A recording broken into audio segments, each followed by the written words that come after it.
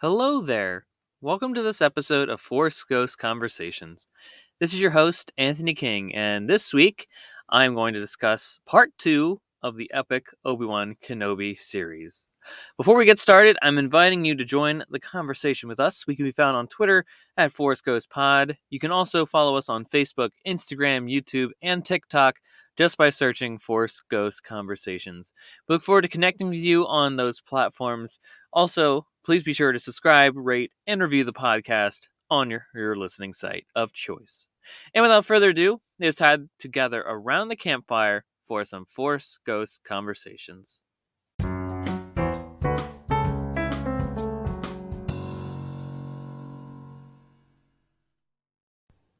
Okay, everyone, welcome back to Force Ghost Conversations.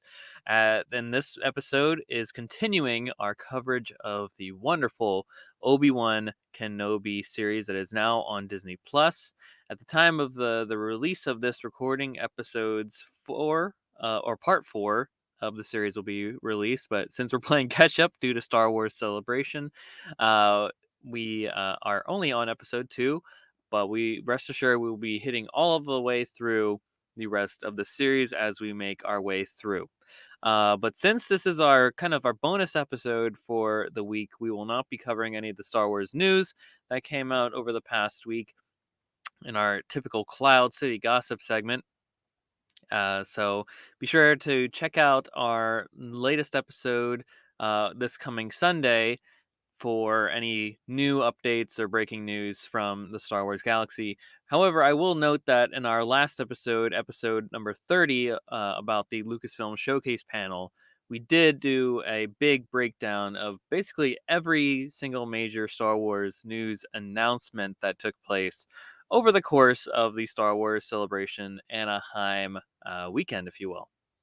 So with that, I have a ton of notes for part 2 of Obi-Wan Kenobi, and let's just really dive into this episode here and just enjoy the juiciness that it is here. So if you recall from part 1, Obi-Wan is now on the hero's journey. He's now on the quest to find Leia, and he's told from Bail that she's on the planet Daiyu, which it's literally the first thing we see in the episode, basically.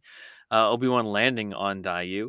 Daiyu, personally, to me, looks like a really interesting planet. I think it would be really fun for like a Disney Parks experience. I don't know, maybe like another type of a Galaxy's Edge kind of place, or maybe like an offshoot landing on the Halcyon Star Cruiser. I don't know, something like that. Maybe that's just me, though. They would probably seem like they have some fun cantinas like Oga's. I know there's that one part of the sequence in the episode where they show like there's like maybe I see the traditional sabacc cards, or at least the image of that.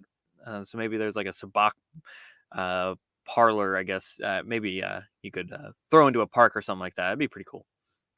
But frankly, the visuals are really stunning. I know it's supposed to be like reminiscent of a Hong Kong, and that was from the early promotional materials for the series. So I love that Obi-Wan in this early on reaches out to Qui-Gon again. Basically, Master, help me if you could ever give me some guidance. Now's the time. It's very similar to something that we would do in the real world, if you ask me. Sometimes we do reach out to like a past loved one or a mentor, for like a sign, or guidance of what we should do in those situations. I feel like it's very comforting at times. But immediately after he asked for that, we hear Tamora Morrison back in clone armor, ladies and gentlemen. Let me tell you, I was at the premiere during Star Wars Celebration alongside my wife for the premiere of these first 2 episodes, the world premiere, even, if you will.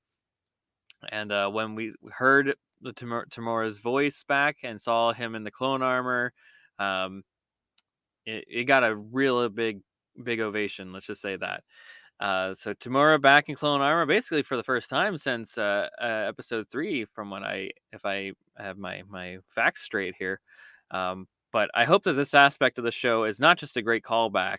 First, it shows what the state of the galaxy is like for the clones, who are basically bred for one purpose and then essentially cast aside after Order 66. So hopefully, it means that Tamura personally is willing to do more Star Wars after the Book of Boba Fett, which I would love. personally. Looking at you, Ahsoka, maybe a Captain Rex is in your future.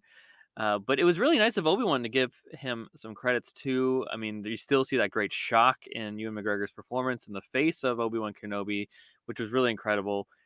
I think that he's still processing what happened. He's not sure if the clone's going to lash out at him, if he's going to recognize him, what's going to happen.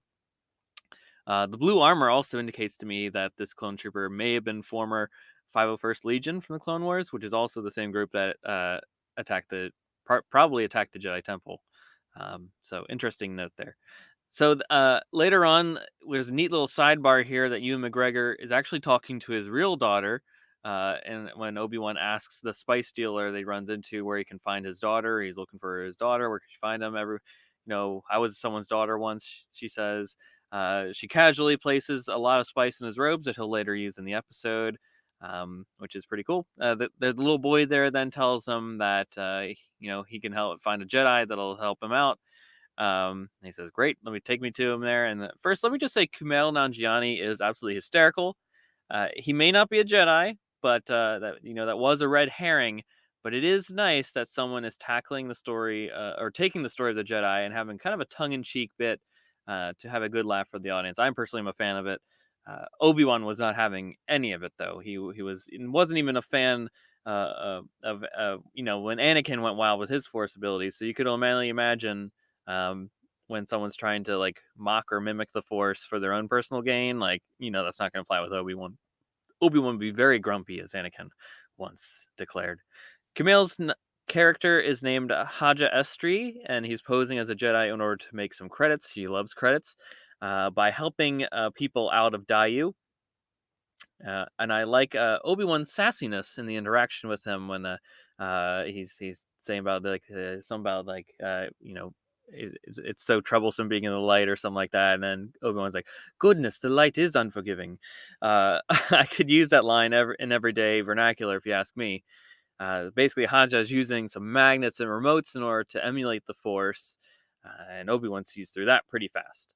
But Obi-Wan is also a practical man. He says, "In my experience, rats to know more about the sewers than anyone else. He knows that he's going to go into the sewers to try and find Leia. He's going to have to look into the underworld, so to speak." And that's a great line from Obi-Wan, which for me calls back to his Clone Wars adventures and Obi-Wan knows how to get involved and to find the bar and to talk to the right people, right? He knows how to find somebody. Detective Obi-Wan, right, from episode 2 is one of my favorites. So great stuff. Haja then agrees to help Obi-Wan look for Leia. And then somehow Obi-Wan ends up in a drug factory doing his best Breaking Bad impression. I was waiting for a Jesse, let's cook quote or something like that as a fun meta reference, but I saw there were some internet memes about the sequence, which was all in good humor, and that's frankly to be expected at this point in time. Obi-Wan then gets into a mini fight with a Zabrak, which to me must have given him some flashbacks to fighting Maul and later Savage Opress. It did take Obi-Wan a minute to get his fighting legs back underneath him, and it has been some time since he has had to throw a punch, though. And if I had my guess, it was probably at least 10 years. So he might be a little sore tomorrow in the next day, at least in his knuckles after getting involved here. He's probably hasn't moved around a whole lot lately, other than working at that little like factory that he's been in. He eventually finds a cell where Leia was supposed to be held, and then Flea ends up springing the trap on Obi-Wan, coming back for episode 2, or part 2 here, sorry. He says, "You're not a Jedi anymore, Kenobi. You're just a man, and you're bleeding out on my floor." Well, everybody bleeds, Obi-Wan responds back. And of course, this little group of Flea and his 2 hench people could not handle that spice bomb in the end, and Reva did not take to that either. I love how Leia was also planning to escape when Obi-Wan eventually found her and came into the doorway. It makes me really believe the headcanon that I've held, in which Leia is planning to escape escape on the Death Star even before the aid of Luke and Han. In my opinion, she was just waiting and planning for the right opportunity, and then obviously a different opportunity arose that was even better than what she was planning, or maybe not. We'll never know. But Obi-Wan, to me, is being a little bit cavalier throughout the the course of the first couple of episodes here, and just having his lightsaber kind of out in the open again. Being an open Jedi in this universe is not the best thing whatsoever, especially when you're, Obi-Wan Kenobi.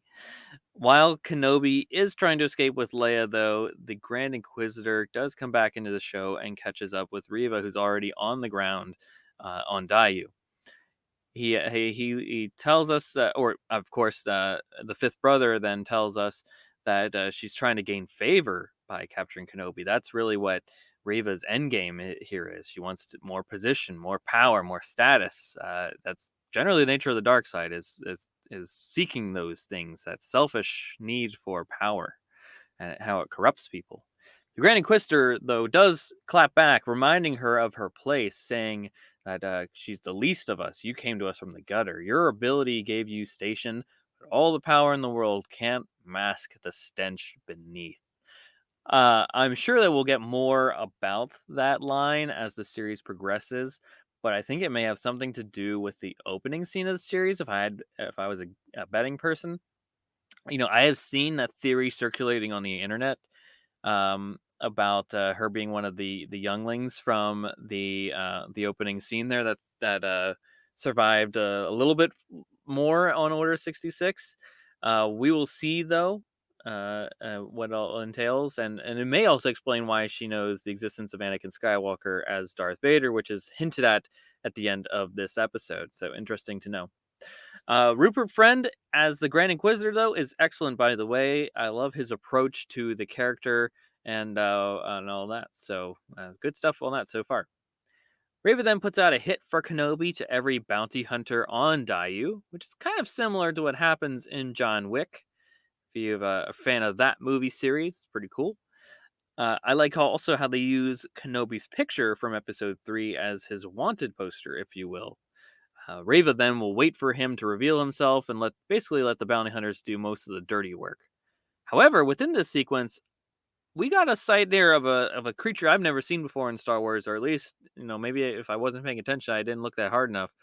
But there's kind of like a dinosaur bounty hunter, or dinosaur-esque creature who is a bounty hunter, and I need to know the name of this person. I am enthralled by this character. I was enthralled as soon as I saw this character appear on screen at the premiere, and they may be my favorite creature in Star Wars now. I hope this creature has an awesome name to go along with it. It really blends Jurassic Park and Star Wars. Sign me up. Those are some of my favorite pieces of entertainment on the planet. Love it. I do like how later on little Leia kind of looks like her Return of the Jedi green poncho outfit when they change robes, outfits, whatever you will, pretty quickly. She also essentially gets Obi-Wan to get gloves for her, which is pretty sly and sneaky of her. But also looking for good fashion, just like her mother Padme. Fun little callback there to her familial heritage. Obi-Wan informs Leia that his name is Ben, and meaning that in canon she has a connection to Ben Kenobi, which explains why she is so excited to hear that name in Episode 4.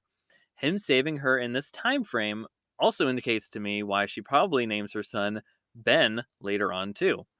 Leia also has the great line later on, you think the less you say, the less you give away, but really it is the opposite.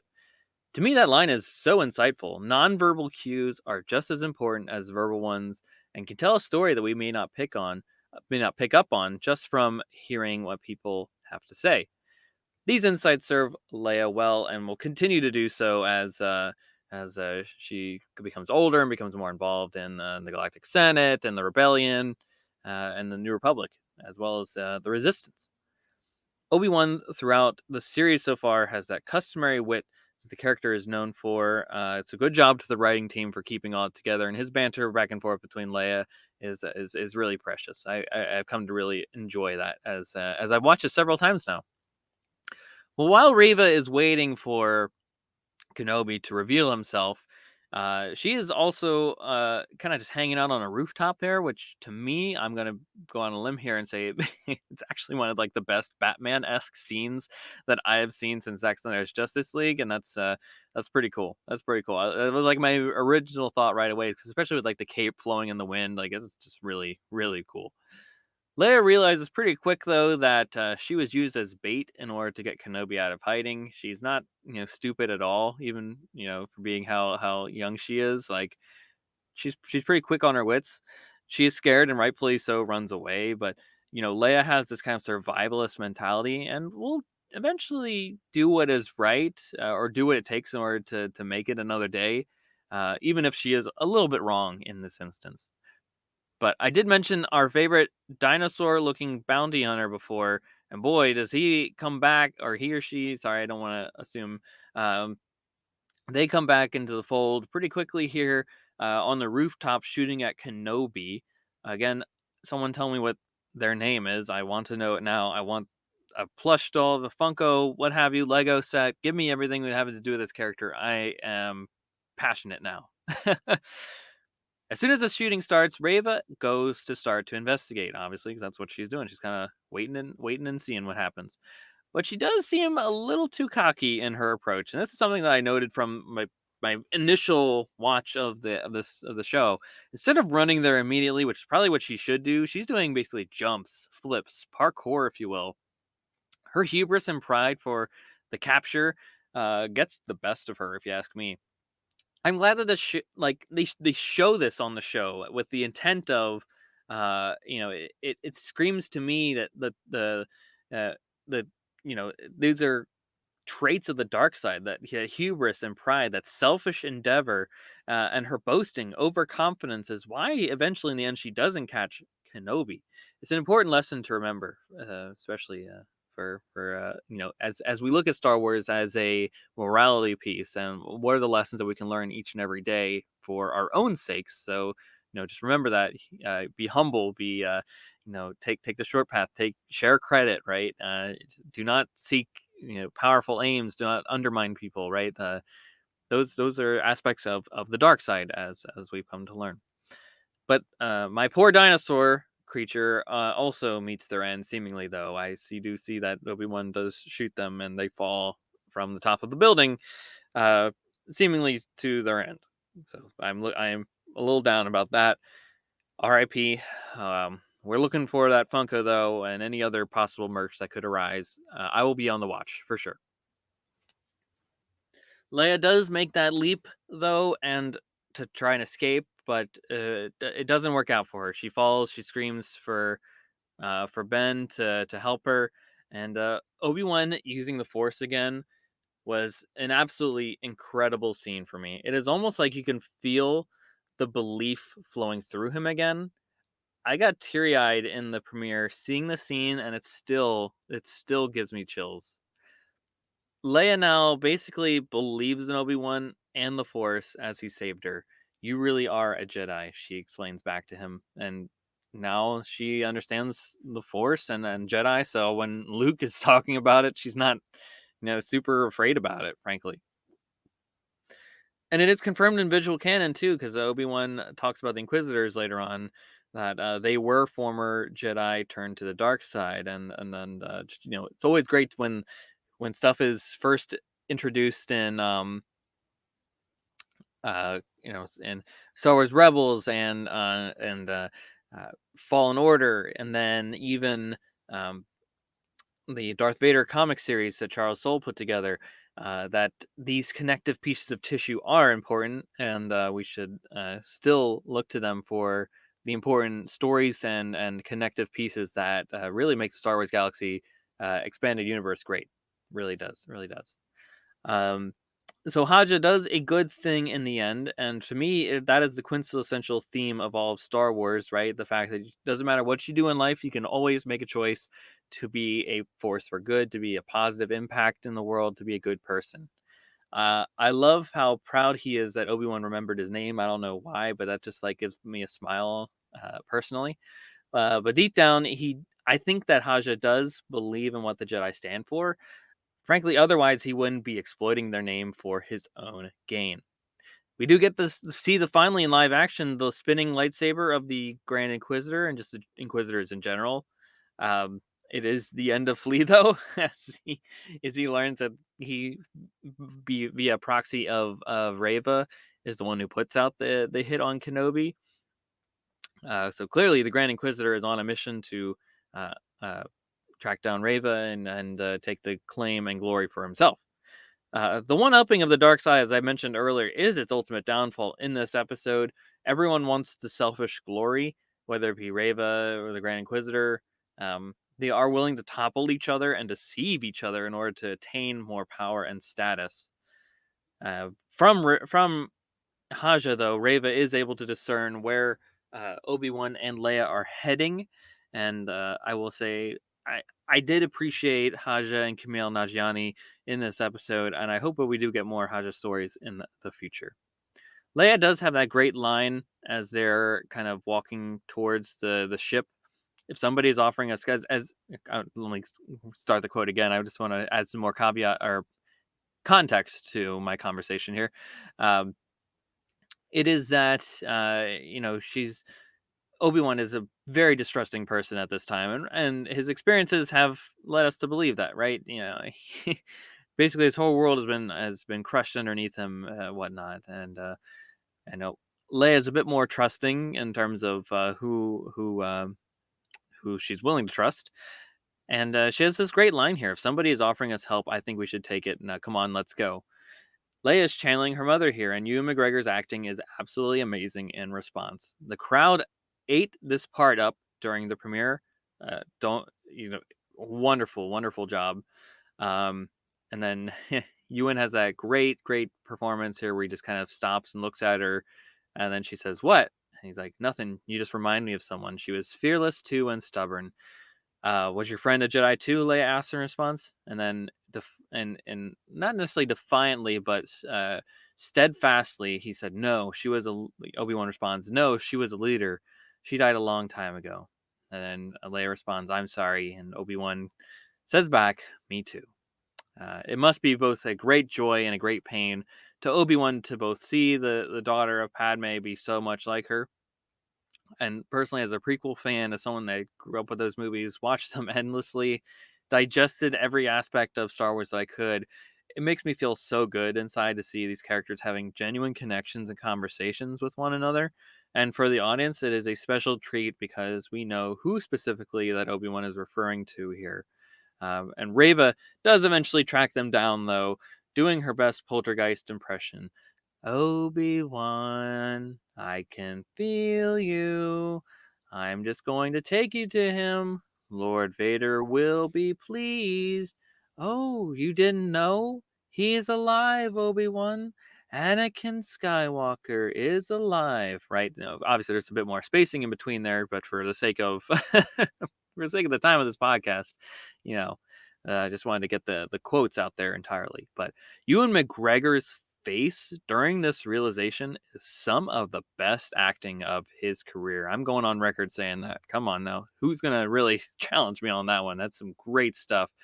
This confrontation of his worst fear that continues to haunt him is now a reality. So amazing work behind the creative team in general, putting the scene together, crafting it from storyboard, from story to what the end product is. Bravo all around. The Grand Inquisitor tries to one-up Reva in this scene and take the glory of capturing Kenobi. Reva then stabs the Inquisitor, and as a result of their squabbling, Obi-Wan is able to escape. Again, the dark side is its own worst enemy. I, I there's some discourse about whether the Grand Inquisitor is alive or not. I don't think he's dead at all here, so I'm not going to dwell on that too long. I firmly believe that the Grand Inquisitor dies in Star Wars Rebels. Sorry, spoiler for that if you haven't seen it.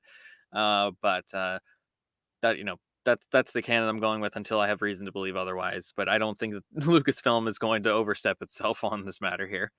Uh, as Obi-Wan is escaping, Reva goes to the end of the dock and says, "You can't run, Obi-Wan." She yells at him, "You can't escape, and we will find you. We will destroy you." Reva is emphatic in her prophecy here. And, we know what happens at the end of the day here. Obi-Wan does make it to episode 4. Um, so, we'll see about Reva's journey here. She's the kind of outlier character that we don't know a whole lot of what's going to happen to her. But let me just say, Obi-Wan struggling with the news and then saying Anakin is so heartbreaking. And then we get the big cut to Hayden Christensen back as Anakin Skywalker, aka Darth Vader, in the Bacta tank. The Sith eyes and the breathing module sound and all. Vader is back, ladies and gentlemen.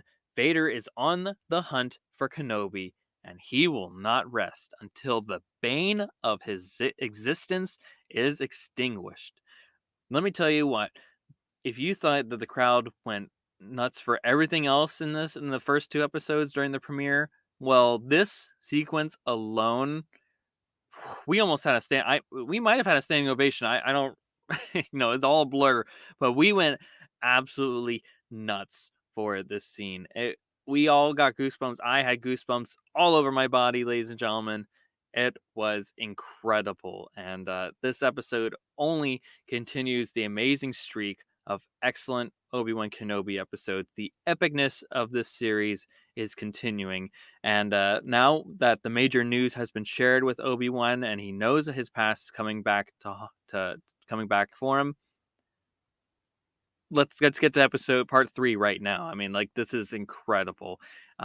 So basically, that's all of my thoughts and run through of the episode of part 2 for the Obi-Wan Kenobi series. I want to know what you all think about it.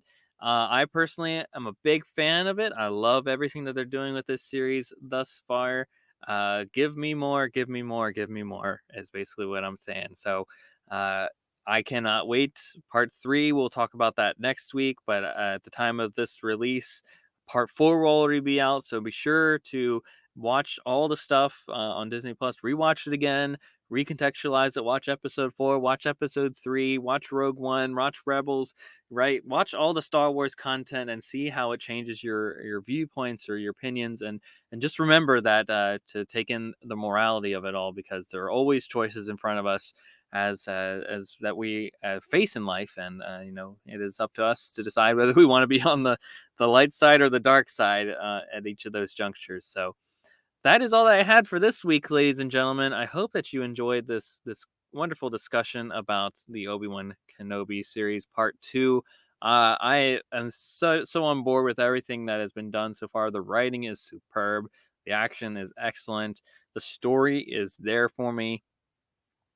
I'm all in. I'm all in. So, we'll be back next week, around sometime midpoint in the week. Again, we are in an abundance of specialty here at Force Ghost Conversations, where we are doing 2 episodes a week until we've caught up with all of the major things that have come out in the world of Star Wars over the last couple of weeks.